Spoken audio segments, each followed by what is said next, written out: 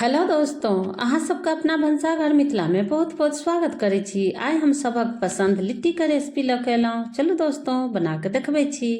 एतऽ हम प्याज के पत्ता लेलहुँ, एकरा हम काटि लेबै छोट छोट पीस में। आब एना हम गेहूँ के आटा लेलियै और एहिमे हम कनि लऽ लै छियै मैदा। ई सब छानल छै, पहिले से चालि लेने छलियै।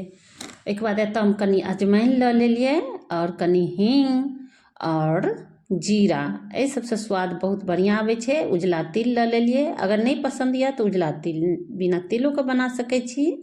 और नमक दऽ कऽ एकरा बढ़िया जकाँ आटा के मिक्स कऽ लेबै। और दोस्तों, वीडियो में लास्ट तक बनल रहब और लाइक शेयर कमेंट जरूर करब। चैनल पर पहिलुक बेर छी, सब्सक्राइब नहीं केने छी तो जरूर सब्सक्राइब कऽ लेब। आब एना हम हल्का पिघलल घी दऽ देलियै। घी के स्थान पर कोई तेल यऽ तो लऽ सकै छी। और एकरा हम 3 से 4 मिनट तक हाथ से बढ़िया जकाँ मिक्स कऽ लेबै आटा के। तकर बाद एहिमे हम पानि दऽ कऽ सानि लेबै।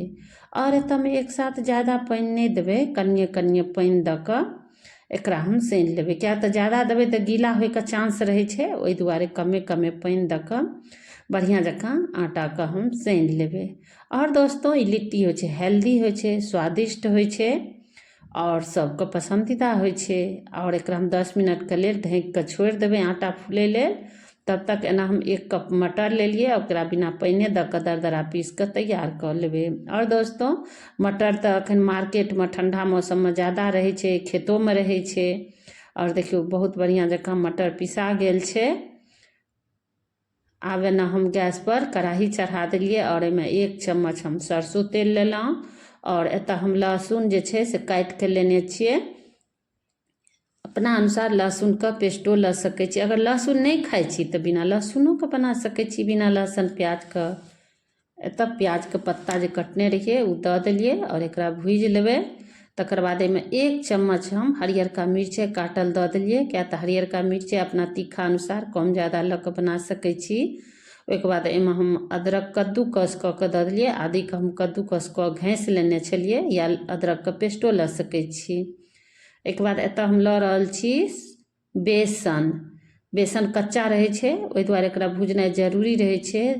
और एहिमे 2 से 3 मिनट तक भुजबै ना तऽ एकदम सत्तू वाला टेस्ट अबै छै। सत्तू के तऽ बनबे करै छै लिट्टी, लेकिन हमरा तरीका से दोस्तों एक बेर बेसन से जरूर बनाउ। एक बाद एहिमे हम दऽ देलिए मटर पिसलाहा। और दोस्तों, बहुत ही स्वादिष्ट बन के तैयार होइ छै। और एकरा हम बढ़िया जकाँ मिक्स कऽ लेबै। और दोस्तों, ओना सब कोई बनेबे करै छथिन, सबको बनबै के तरीका अलग होइ छै। हमहूँ एतऽ सिंपल तरीका से बना के देखा रहल छी, जे कम समय में बन के तैयार होइ छै। बच्चा के लंच हो या बड़ा का लंच, या जब भूख लगे तब खा सकै छी। एहि तरह के लिट्टी जे छै 3 से 4 खेबै, ओहिमे पेट भरि जेतै। और एहिमे हम खटाई में एतऽ हम मसाला लेने छियै, अचार के मसाला या अमचूर पाउडर या नींबू के रसो डालि सकै छी। ओहिके बाद हम नमक दऽ देलिए। नमक आटा में साने बेर में देने रहिए, वही अनुसार एहिमे हम नमक दऽ देलिए। नमक दऽ कऽ एकरा हम बढ़िया जकाँ मिक्स करबै। और देखियो पेंदी से छूटऽ लगलै, यानी बढ़िया जकाँ भुजा गेल छै। एहिमे कनि हम दऽ देलिए भुजल धनिया के पाउडर। भूज कऽ धनिया के कनि कुटि लेने रहिए खल में, ओहि दुआरे कनि कनि मोट लगै छै। और एहिमे ज़्यादा मसाला दै के जरूरते नहीं छै। अगर नहीं पसंद यऽ तो बिना धनियो पाउडर के बस अदरक लहसुन हरी मिर्चा दऽ देलियो और कुछ खटाई में दऽ दियो तो बहुत स्वादिष्ट बन के तैयार होइ छै। ताम झाम के ज़्यादा जरूरत नहीं पड़ै छै। ओहिके बाद दऽ देलिए हरियर का धनिया पत्ती कटल। अखन तऽ ढेर सारा छै, ढेर सारा सेहो दऽ सकै छी, ओहिमे तऽ कनिए देलिए। और एना बढ़िया जकाँ मटर और बेसन जे छै भुजा गेल छै। लगभग 10 मिनट भऽ गेलै। हाथ में हल्का पिघलल घी या तेल लगा कऽ एकरा हम फेरो मिक्स कऽ लेबै आटा के। तकर बाद एतऽ हम लोई लऽ रहल छी छोट छोट, अपना पसंद अनुसार नमहर मीडियम जेहन पसंद तेहन बना सकै छी। एतऽ हम छोट छोट बना रहल छी, जैसे कि जल्दी सीझ जेतै, मतलब टाइम नहीं लगतै सीझे में।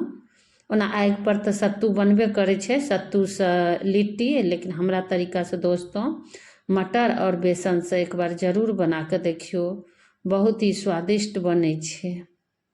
और सबको बनबै के तरीका अलग होइ छै और एनाही के छोट छोट हम गोल गोल बना लेलिए। ऊपर से तो हम हल्का जीरा लगा देने छलिए, अगर पसंद ये तो लगा सकै छी, नहीं तो बिना जीरो का, क्या तो आटा में पहले से जीरा पड़ल छैहे। और एतऽ एकदम छोटका बॉल जकाँ छोट छोट देखियो लिट्टी बन कऽ तैयार भऽ गेलै। आब हम एकरा हम सेकै लेल तैयार छै। और दोस्तों चैनल पर पहिलुक बेर छी, अगर सब्सक्राइब नहीं केने छी तो दोस्तों जरूर सब्सक्राइब कऽ लेब, लाइक कऽ देबै और शेयर कऽ देबै। और हमरा तरीका से ई रेसिपी जे यऽ जरूर बना कऽ देखियो, बहुत ही स्वादिष्ट बनत और बच्चा के लंच में दऽ सकै छी आराम से, बड़ा के सब कोई का जब मन तब बना के खा सकै छी। एकरा लगभग 4 से 5 मिनट तक धीमी आंच पर हम एकरा फ्राई केलिए। और देखियो एकरा हम छनौटा में निकाल कऽ आ देखियो प्लेट में लऽ लेलिए। एक बाद एना हम कुकर में बना रहल छी, एना कुछ फ्राई कऽ के देखेलहुँ और कुछ हम कुकर में बना के देखा रहल छी। और देखियो कुकर में हम घी लऽ लेलिए, ओहिके बाद एक एक कऽ दऽ देबै। और दोस्तों गैस के जे ताव छै एकदम धीमिए रखबै, या तो तेज रखबै तऽ जरि जेतै और अंदर में कच्चा रह जेतै। वही दुआरे एकरा धीमी रखबै ना, तबे बढ़िया जकाँ लिट्टी बढ़िया जकाँ से सीख जेतै। और देखियो एतऽ हम कुकर लगेने नहीं छियै, बस हम ऊपर से ढक्कन राखि देलिए और बीच बीच में चेक करैत रहबै और उलट पुलट करबै तऽ अपने आप उलट पुलट भऽ जेतै। और फेरो हम 2 से 3 मिनट पर देखैत रहबै जैसे कि लिट्टी जड़े नहीं। और देखियो बहुत बढ़िया रंग आबि गेलै लिट्टी का, ओहि दुआरे तऽ हम छोट छोट बनेने छी। और देखियो फेरो हम एकदम लगभग 3 से 4 बेर तक में ढक के उठा के देखबै, लगभग 15 मिनट लग जाए छै, 10 से 15 मिनट तक। क्या तब कुकर में सेकने से ना तेल घी कम लगे छे और फ्राई करे छे तो ओहिमे तो ज़्यादा लग जाए छे।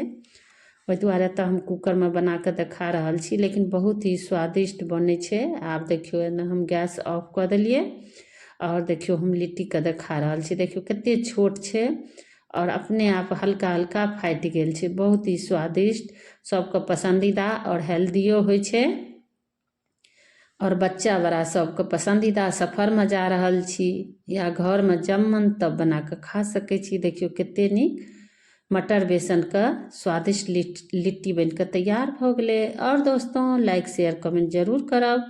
फिर हम अगला वीडियो में एक नया रेसिपी लऽ के आएब। थैंक यू, धन्यवाद।